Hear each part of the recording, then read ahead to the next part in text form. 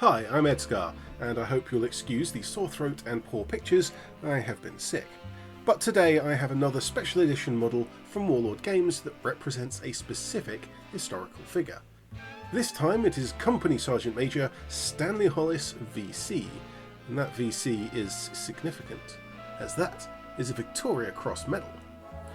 The model itself is a classically hand-sculpted piece in the 28mm hero scale, and is a quite fun dynamic pose that isn't just the usual firing from the hip or just charging forward whilst yelling pose that is otherwise very common.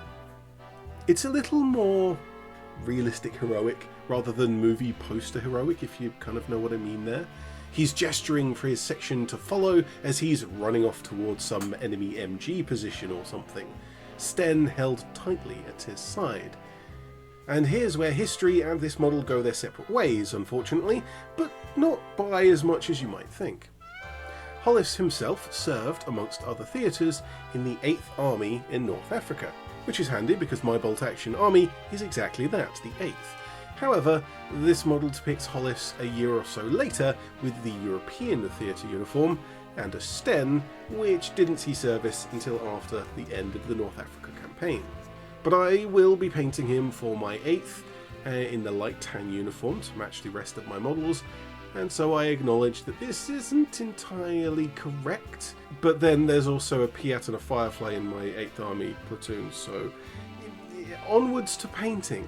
I have slightly adjusted how I paint my 8th Army since my first models, comparing the Perry and Warlord plastics.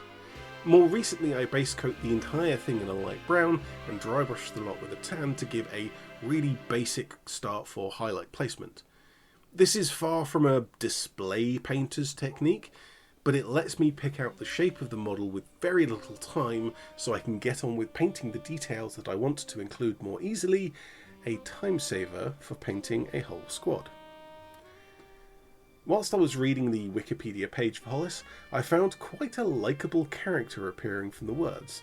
A commander who leads by example, not reckless but willing to put himself in danger, not bloodthirsty but fighting determinedly, and maintains a responsibility of his command.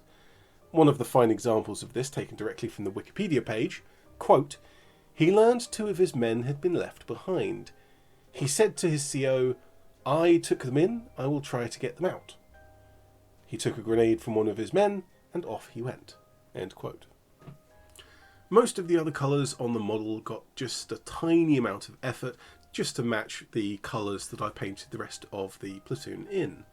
The webbing gets a roughly even dark green mixed with tan, followed by a slight highlight of mostly tan on those raised edges.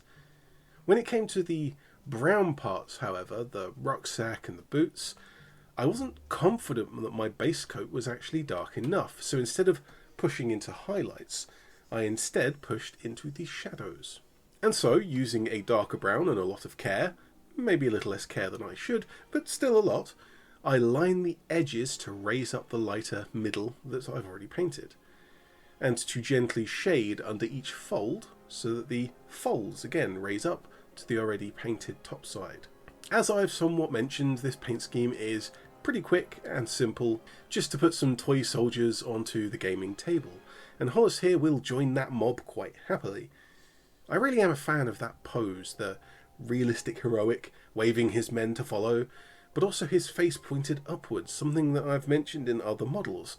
A leaning forward model often has the head pointed down, meaning that when you're playing a game you just see the back of their head, but not so with this sculpt. Heavy sigh, if only I could paint faces better, it would actually look really good. Well, let me know what you think of the model and my now fully completed British force, although there's only a few on display here for bolt action. For now, I'm ED-SKaR, always will be, and thank you very much for watching. Quote, "Whenever the fighting was heaviest, he appeared, displaying the utmost gallantry.